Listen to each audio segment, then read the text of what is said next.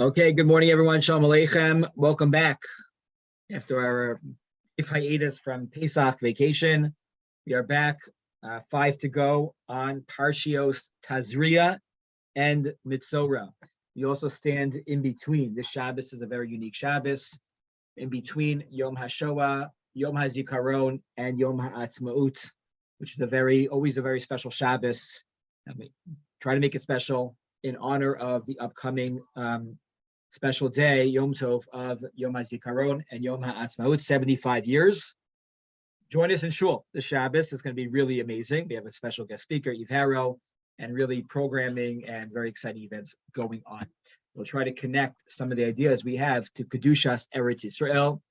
Tazria and Mitzorah itself are difficult in a way, as the main topic of Tazria and Mitzorah are Saras to Mitzaras, evaluating what is a valid nega, and then moving on to how to purify yourself from that.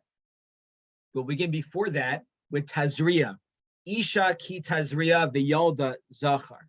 The Torah says that when a woman gives birth and she has a baby boy, they have to give the bris on the 8th day.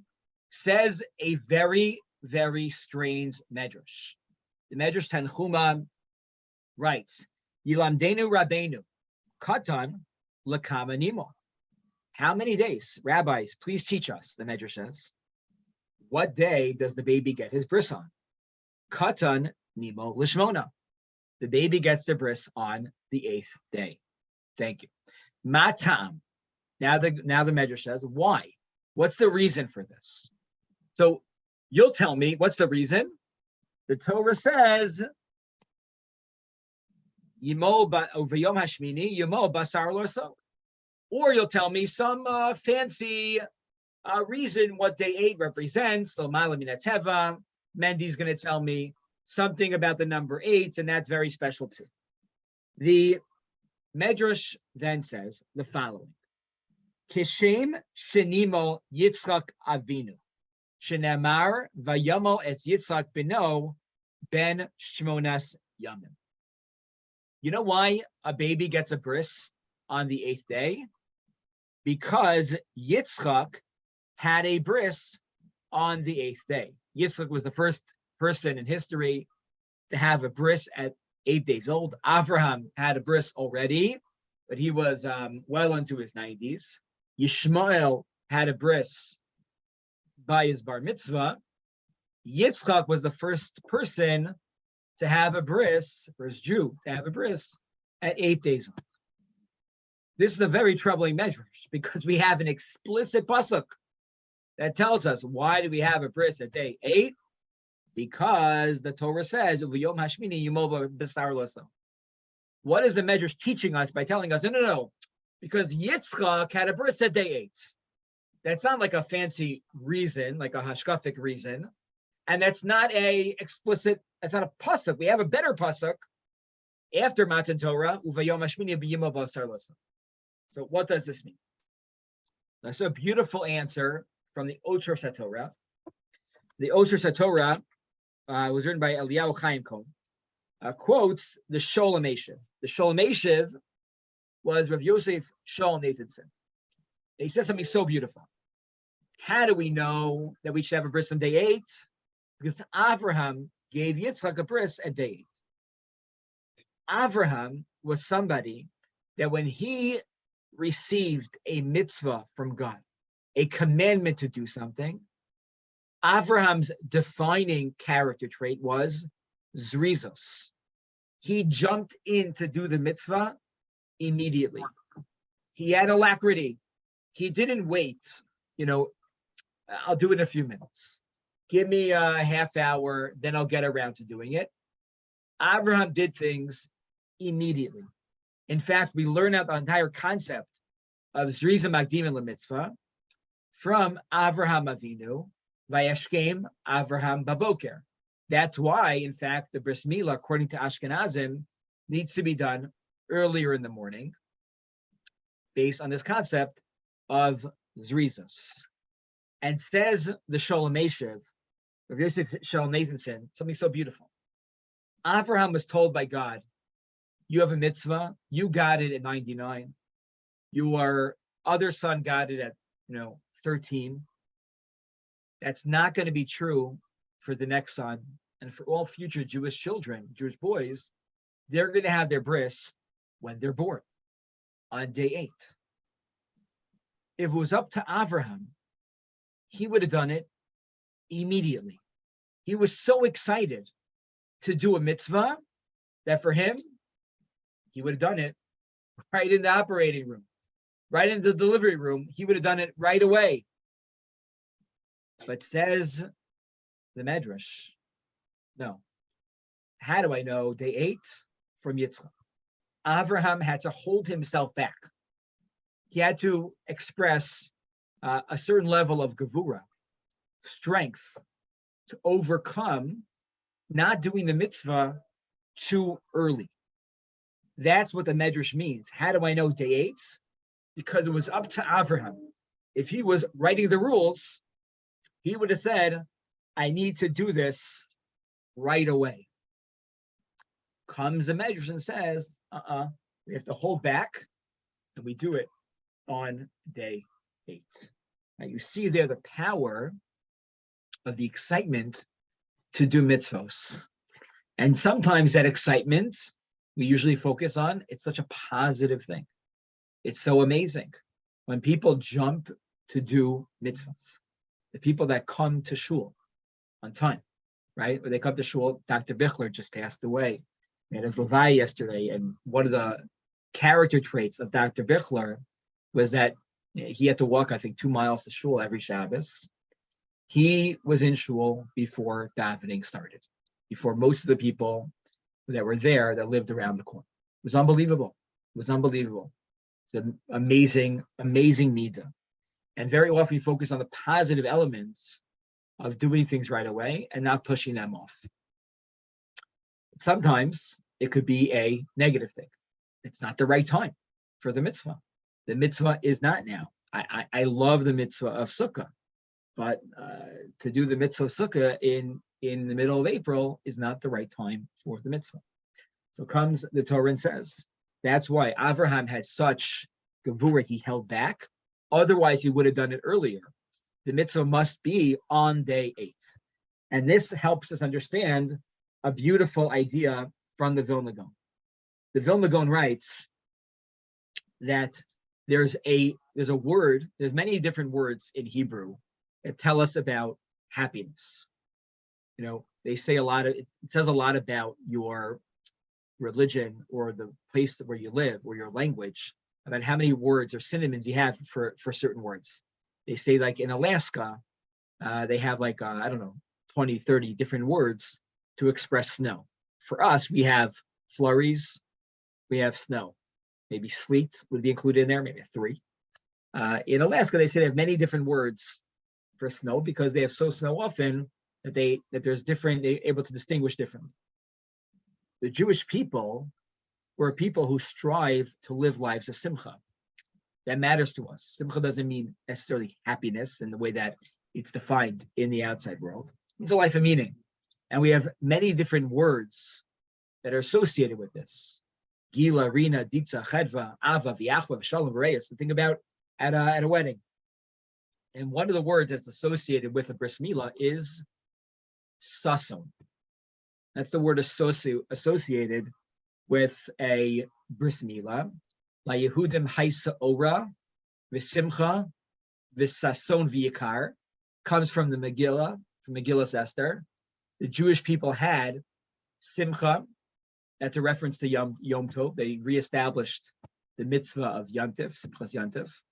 Simcha sason is bris milah. Haisa ora is Torah, and Yikar is the mitzvah of tefillin.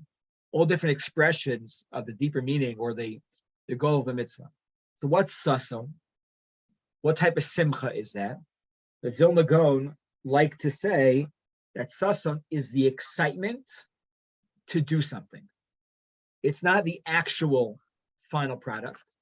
It's not doing it itself, but it's the excitement of doing it.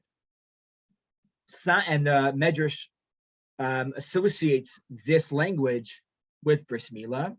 David HaMelech used to say, "Sas Anochi al imreisecha ki motzi shalarav, that I am sas, I am happy, I am joyous over your imrasecha, over your speeches, over your mitzvahs.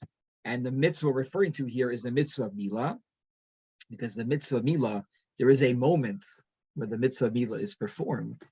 But here we're referring to all the excitement about performing the mitzvah of Milah.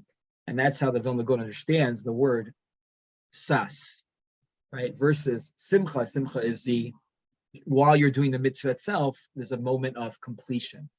That simcha means completion, versus there's a moment of feeling joy just by finishing something. And there's excitement when you want to do something. And that Rabbi, helps us understand, one second, the Medrash.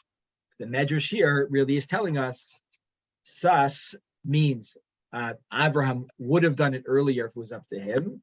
He held back because Hashem said, do it on day 8. Yeah. So we know Abraham did all the mitzvahs, right? We saw that he partaked in the carbon Pesach when the Malachim came and all that. How come he didn't do the bris milah? Why did he wait till he was 99 years old to do the bris milah on himself? It's a great question. I believe you asked me this question a few months ago. I think so. Some of Farshim asked this question. They say, well, how come he waited if he knew about all the mitzvos? It's a Mishnah on Kiddushin that Avram did all 613.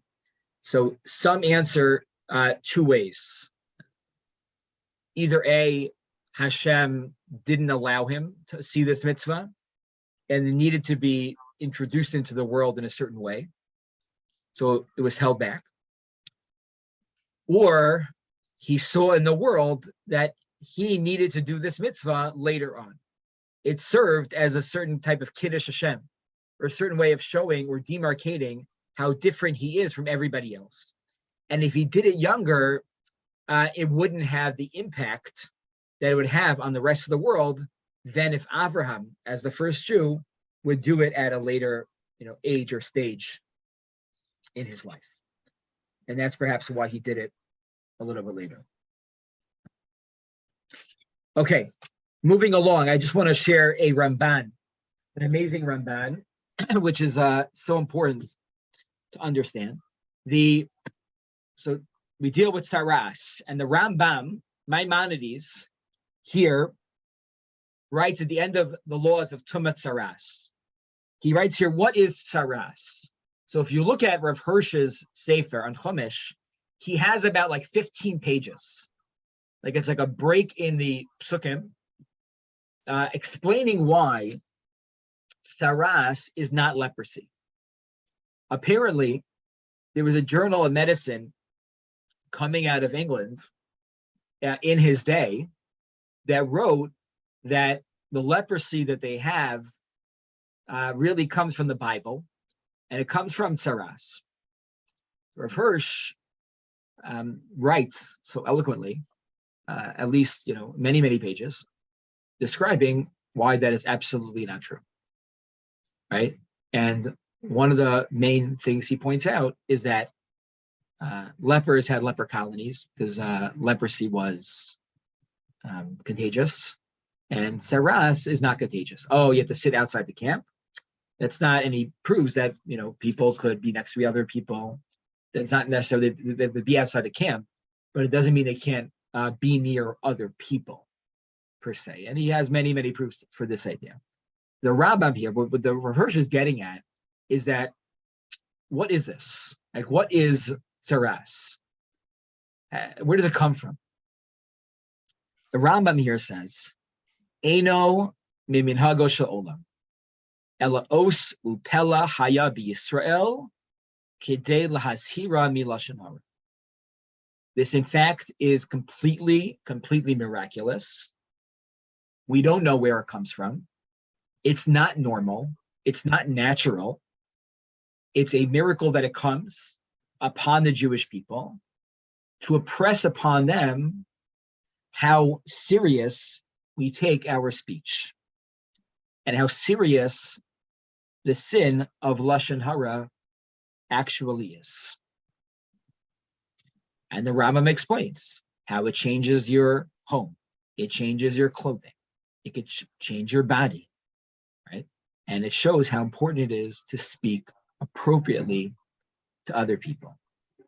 The Ramban, I believe, takes us a step further because he adds here, it's not just to show that Hashem has a big miracle here, because with all due respect, the miracle does not happen in Fairlawn. It does even happen in Florida, right? This miracle only happens in Eretz Yisrael, right? The notion of Lashon Hara, of Tsaras, only happens in Eretz Yisrael. Ze'einenu b'teva klal, the Ramban says. V'lo hove ba'olam. V'chein nigei batim, al biyos v'Yisrael shleimim l'Hashem, yeruach Hashem aleihem. Where does it happen? It happens to the Jewish people, only the Artzenu HaKadosha, only in Eretz Yisrael. To show, right? Only when the Jewish people are at a certain level, and they could only achieve that level and that closeness to Hashem in the land of Israel. It can't happen. As amazing and as holy as we can become outside in Chutz La'aretz, it doesn't get close to being close to Hashem in Eretz Yisrael. It's not the same. It's just not the same. So it only happens benachalas Hashem. Over and over again, you'll see very, implicit references to where does it happen? V'nasati nega tzaras beveis eretz achuz aschem. It happens on the houses in the land of your inheritance, in Eretz Yisrael. That's where it happens. V'chitavo el eretz Canaan asher ani nosen lachem achuza. When you enter the land of Israel, this will happen. It only happens in a place where you have a close connection. The closer you are to Hashem, right, that gives us the ability. This is a miracle. It shouldn't happen to anybody, but it shows this miracles only happen to people that are very, very close to the Ribbono Shel Olam, and that is highlighted here. But it shows also the kedusha of Eretz Yisrael, how special the land of Israel is. That this is something that only happens there. So as we're reading year in, year out, we read the psukim about Tazria and Mitzorah. How does this apply to me today? So we'll get into Tzaras and we'll get into Lashon Hara momentarily, but appreciate that we can't, this whole parsha can't get off the ground outside of Israel. And it's not only because of the korbanos, obviously, that we can't bring outside of the land of Israel, but it's because we're outside of the land of Israel itself. And that helps us understand the kedusha that goes on in Eretz Yisrael. I was just speaking to the our speaker for Shabbos, Ihara, and I asked her to speak about that over Shabbos, especially when, not especially, but when a tzara happens, we experience it, secondhand. We watch videos, we could even see things live today. It's not the same. And she said to me, she's like, what is so unique about experiencing a tzara in Israel is that the tzara is so hard, it's so acute, it is so painful, and at the same time, there's a joy that is underneath all of that tzara, because you're like saying, these are my people. Sometimes you could feel that in Israel, and sometimes you can't. Sometimes you can feel that here, but very often we can't, because we're not experiencing it all together. All the good and all the bad really all come together. Okay. Rabbi, yes. When there was tzaras in a house in Israel, we say that it was a benefit because then they broke the walls and they found what was hidden in it. Yes, is that even right? Even in the tzara, there is a level of joy. Is that what you're right? So yes, the same. okay. So tzaras in the house was a good thing, but in the person, it was a bad thing. Well, that was the most extreme. There's three levels. There's tsaras on the house, tsaras on the clothing, and tsaras on the person. Right. Mefarshim explained that the least harsh is on the house, most away from the person. That was like a warning sign. And then clothing was second, and on the person was third. So, even though the Torah writes it the opposite way, but that's the way the Mefarshim understand it. Going on to Mitzorah, we'll jump back and forth, is that part of the Tahara process of emerging from a Mitzorah back to society is you need to bring a korban. V'tziva hakohen v'lakach lamitaher shtei tziporim chayos tahoros. You have to bring two birds, the eitz erez ushni tolas ve'ezov, and you have to bring cedar tree and hyssop and two birds. Why two birds? Right? Why not one bird? You know, you did one avera, you did multiple averas, which are the same avera. So why are you bringing two birds? Says Rashi, Lefisha ha-nigayim b'ayim al-lashon hara. Nigayim, the primary sin, come because of lashon hara. Shumaisa putbe devarim. It's an act of chirping, of talking. You're just talking all the time. And birds aren't careful about their speech. They're just chirping all the time. If we bring two to like symbolize like the meme we would say today of a Baal Lashon Hara, is that they're yapping away. It's somebody else who's listening. It takes two to tango. You can't just talk to yourself. And that's how the mitzvah or the avera of Lashon Hara happens with two people. And that's why you need two birds. That is the approach of Rashi. The Sfas Emes, and later I saw this inside, quotes the Zohar. Okay? Very rarely do we learn a Zohar, a piece of Zohar inside. The Zohar says something very enigmatic. The Zohar writes, is the reason why you bring two birds is because Lashon Hara or Tsaras comes for two different reasons. Lishna Mila Bisha, Va'al Milin Tavin. Mila Bisha means negative words, right? Saying something bad about somebody else. Va'al Milin Tavin. Tavin comes from the word good. Good words. Now, what does that mean? I saw this Zohar. What does this mean? I understand what bad words means, right? That's speaking negatively about somebody else. Whether it's true or not true, it doesn't matter. That's the Lashon Hara.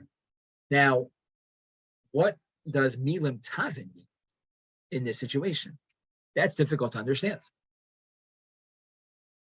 The Zohar, the Zohar leaves it blank. The Sfas Emes himself says there's a reminder here. There's a reminder here. What's the reminder? Is that Lashon Hara is an avera. But another thing that is also not good is wasteful speech. We call it dvarim b'telim. Saying nothing, just yapping away about things that are not meaningful. Just talking with no meaning. And he says that sicha b'tela is the Torah is showing here that to be careful about what you say, that our words itself should have meaning. The highest level of objects in this world, right? The Kuzari goes through different levels of beings in this world, all the way from like rocks to plants to animals to people. Is that the way he defines a person is that a person is considered a medaber, a speaker. We communicate with people. It's the highest form of using our intelligence. And if we are using that in a way which is wasteful, that is a tzara. That is a tzara. That is the approach of the Sfas Emes as to the meaning of what Milin Tavin means. I want to add here a third understanding, right? Why two birds? Rashi says because they yap away at each other, and that's what we're reenacting a Lashon Hara. The Sfas Emes quotes the Zohar, who says one from Mila Bisha and one from Mila Tavin. Bad words, good words. What are good words? Good words mean wasteful words.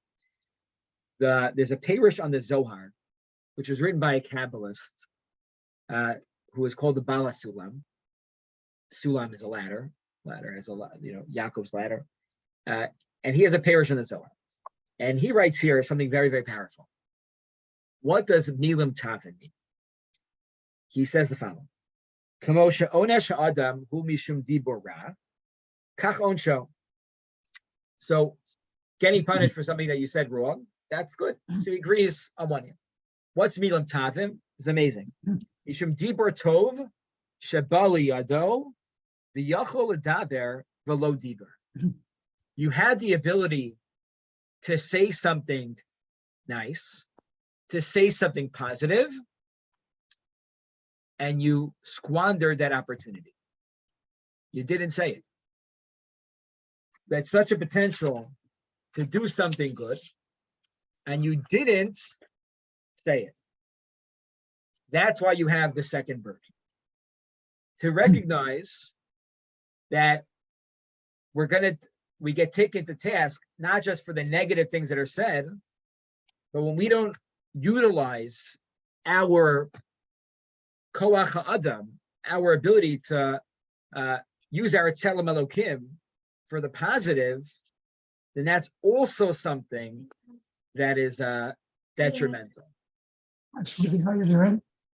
We interact, some of us interact with tens of people a day, if not more. In the morning?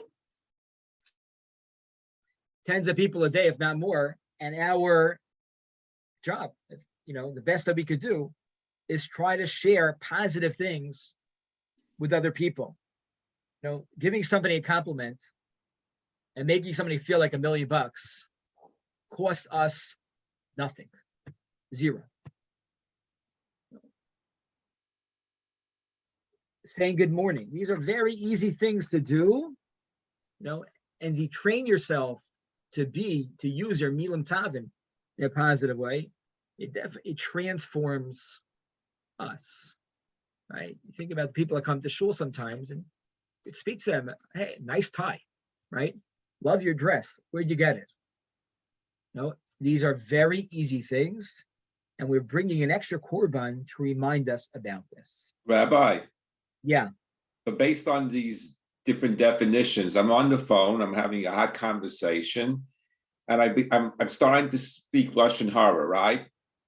But and I say it, but this interference on the line, and the person on the other end cannot hear what I'm saying.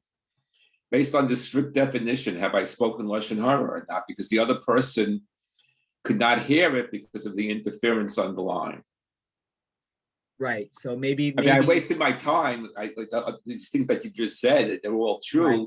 But there's not another party that can hear the bad things that I said because of the interference. Probably on a deraisa level, you're not Yotzei. There's a story that I just shared with my kids, I think last week or 2 weeks ago about the Chavetz Chaim. Maybe I share with some of you here. But the Chavetz Chaim was once on a train. Chavetz Chaim lived in a small town called Radin, and he was traveling back home. He went whatever it was, collecting tzedakah, big meeting. On the way back, and he's sitting on the train, and there's a guy next to him, and this guy's like pacing and looks very nervous and anxious. Chavetz Chaim says to him, "What's the matter? What's going on?" He says, "Oh, I'm so nervous." "Why?" "I'm going to Radin to meet the great rabbi of our generation, the greatest rabbi of our generation." So the Chavetz Chaim turns to him and says, "Who lives in Radin? That's a great rabbi of our generation. I don't get it. Like, who you?" Goes, "I'm visiting Yisrael Meir Kagan." And that was the Chavetz Chaim's name. Chavetz Chaim says to him, "He's not such a big deal. You're wasting your time going to him. Get off the train at the next stop, turn around, and go back home. It's not a..." He says, "How dare you? The Chavetz Chaim? He's a big tzaddik. He's a huge Talmud Chacham. The Sfarim that he wrote, I'm going there to get a bracha from him, ask him advice. How dare you? He said, listen, met the man, not a big deal. The guy got so angry at him, he slapped him in the face. Oh boy, right? So the Chafetz Chaim said, I learned from there an important lesson. You can't speak Lashon Hara even about yourself, right? I have to be very, very careful about that as well. Why? He never identified himself? No, obviously. I've heard the story. I never remembered the punchline. Yeah. Well, it was probably awkward when he came to meet him, and he probably apologized. But there are two levels to Lashon Hara. There's the formality of when do I violate the Aveira? Like there's exceptions to the rule, etc. And there's how does speaking about other people make me? So that, is a separate issue. That is about the Gavra. It changes us. It changes somebody that is what they're consumed with, is always talking about other people. Technically, they violate. We can always get into that, but that within itself is a problem. The Torah says in Parshas Kiteitzei that there's an Isser D'Oraisa to remove a Negat Saras. If you have a Negat Saras, you're embarrassed. Many people today have plastic surgery. They said after COVID, the plastic surgery went through the roof. Why did plastic surgery go through the roof? So some people, it's a machloka. Some people explain why did it go through the roof? Why did so many people, banging down the doors of the plastic surgeons after, at some point, during COVID, either because they were so bored, nothing else to do. They started thinking, my body was. Others say, no, you know why? Because you spent the whole day on Zoom. And on Zoom, what are you looking at the whole day? You're looking at yourself, right? Everyone here on the screen, we're all looking at probably myself and other people, right? Everyone that has their videos open, and yourself. You're noticing all these things that you probably never noticed before. So there's an Isser D'Oraisa to remove a Negat Saras. Hishamer b'Negat Saras. This, and some of the Mefarshim explain, this doesn't only apply to a Nega Tameh, right? You can imagine people that there'd be a business for this. Come to me, I'll get rid of it, and no one will ever know. So it's going to come back. It's going to come back. And, ignoring that Aveira, right? That's like the ultimate ignoring by getting it removed. Who knows? If it happens miraculously, maybe it can't even be removed. I don't know. The Achronim argue that it's not only true if you have a Nega Tameh. If you have a Nega Tahor, where it looks like, right? It's a lot of the parsha. It looks like a Nega Tameh, but the Kohen said, no, it's fine. You're not, it's Tahor. It's something else. You also can't remove that. I don't know how this would apply today because people have things on their body and they need to be removed. Not sure how this would apply today and what the distinction is. But the reason why this is so is the Imrei Emes, the Ger Rebbe says the same idea. Is that we're taking the task. We have the two birds for Lishna Bisha. You can't remove the Nega Tameh from one's body. You also can't remove the Nega Tahor. Why? Lishna Tava.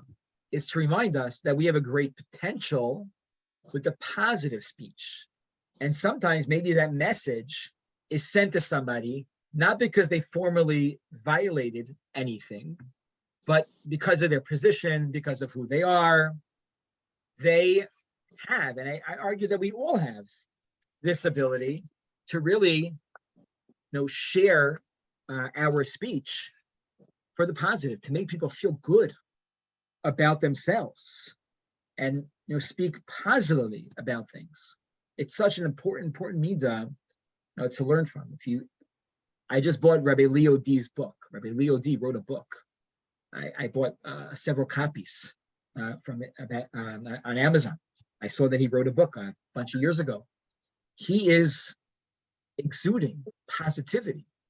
This is not something that was created because of this tragedy, unfortunately. Lo later, nobody ever should go through. But he's lived a life and trained himself to look at the world in a very different way than most people look at it. That's Lishna Tavin. That's Lishna Tavin. If you have a person to think about, he is your Rabbi in Lishna Tavin. Okay, let's continue. The Rav Sternbach, should live and be well, writes that there's 3 different types of negat saraos that we can have. 3 different types of negaim. They're classified as se'es, tapachas, and baheres. The 3 different types. We can't translate them into English because we don't know really what they are, right? That's what the word saras can be translated. But 3 different types of negaim: se'es, tapachas, baheres. Says Rav Sternbach, something very insightful, that there's 3 different types of people who speak about other people, right? 3 different types of people that speak Lashon Hara. Number 1 is a se'es. A se'es comes from the word nasa. Nasa means to, or naso, means to lift up, to carry up, to hold up. Those people speak Lashon Hara because they want to lift up themselves. They view themselves as very low. And the reason why they speak Lashon Hara is to elevate themselves amongst their friends. Think of the bully in school, right? Most bullies have a low self-esteem about themselves. They push other people down to raise themselves up. Secondly, you have a sapachas type of person. Sapachas comes from the word sfiach or sfichim. A sfichin is an outgrowth. What's an outgrowth? Sounds like another dermatology reference. It's not. Sfiach, according to halacha, is, let's say you plant a tree, or you plant something in your garden. The next year, you don't plant anything, and something grows on its own. Halachically, that's called a sfiach. It grows on its own. Why does it grow on its own? Because it was in an environment where things were already growing. So the ground was influenced by the seeds, and probably another seed was moved there or something. It's influenced by its environment. He says these are people that naturally grew up in homes that never spoke about other people, but they find themselves too often around friends who gossip too much, who like to talk about, that woman's sheitel, or they like to talk about that person's dress, or how they are making their simcha. That is a sfiach, right? Associating oneself with the wrong type of people. And the third is a baheres. A baheres comes from the word bahir. Bahir means clarity, very clear. If a Rebbe is a very good teacher, the students say the dvarim were mavhirim. You explained the shiur very, very clearly. Those are people that feel justified in speaking Lashon Hara. They feel like they have a responsibility to share what they have about someone else with the rest of the world. They feel like they are doing a justice to the world by telling everybody somebody else's business. He says, and obviously there's overlap between these 3. He says these are 3 different types of misapri Lashon Hara. You have the person that lifts themselves up by knocking other people down. The person that naturally doesn't do it, but associates themselves with the wrong type of people. And the third is the baheres type of person that feels justified and dignified in what they do because they are always doing the right thing. Okay. So just to review, this morning we discussed idea number 1 was, why does the bris milah, why does the Medrash say the bris milah happens on day 8 from Yitzchak? The pasuk says day 8. It's an amazing idea from Yosef Cheryl Nathanson. The second idea was Lishna Taveh, the Lishna Bisha, the 2 birds, the Sfas Emes, the Zohar, the Balach Sulam, and Rashi. We had idea number 4 was from Eis Sapachas Baheres, the 3 ideas, and then we had the Ramban, who mentioned the beauty and elevation and kedusha of Eretz Yisrael that comes from the parsha itself. The last idea comes from the purification process of the birds, of the person, the Mitzorah. And part of the process is you take the birds, you tie them together with shnitolas, with crimson wool, and azov, and you dunk them, you put them into mayim chayim, right? And if you go through the parsha, you'll notice that the words mayim chayim come up a lot. And why is it that we put them into mayim chayim? Why is it not enough? Which means like a wellspring from a spring. Why isn't a mikvah enough? Usually a mikvah is enough on its own. So the Mayana Shal Torah says the following, is that the Mitzorah has reached the lowest of levels. To attain this level means that somebody was completely ignorant of the warning shots that God has sent him, between house, clothing, on the body, warning. You don't get it right away. You get warned first, is that you may hesker. They have reached a very low level. And they're basically experiencing death while they are alive. They have to change their clothing. They have to rip their clothing. They have to go outside of the machane, not be with the regular people. If people come near them, they have to say, tameh, tameh. So in order to rise out from there, even a mikvah wouldn't be good enough. They need fresh water, mayim chayim. Right? The seltzer from Borough Park is mayim chayim seltzer. Maybe it's a chumrah. We should have mayim chayim seltzer on Parshas Tazria Mitzorah. So, and that's the message here, that in order for him to rise, or her to rise up from this, they need to reaffirm their own life. So therefore, we take everything, the whole korban, we dip it into the mayim chayim itself. And that hopefully helps them emerge, not just emerge and to get back into society, but emerge stronger and higher than they were. Some people, they were able to experience depths in their own lives and sink very, very low.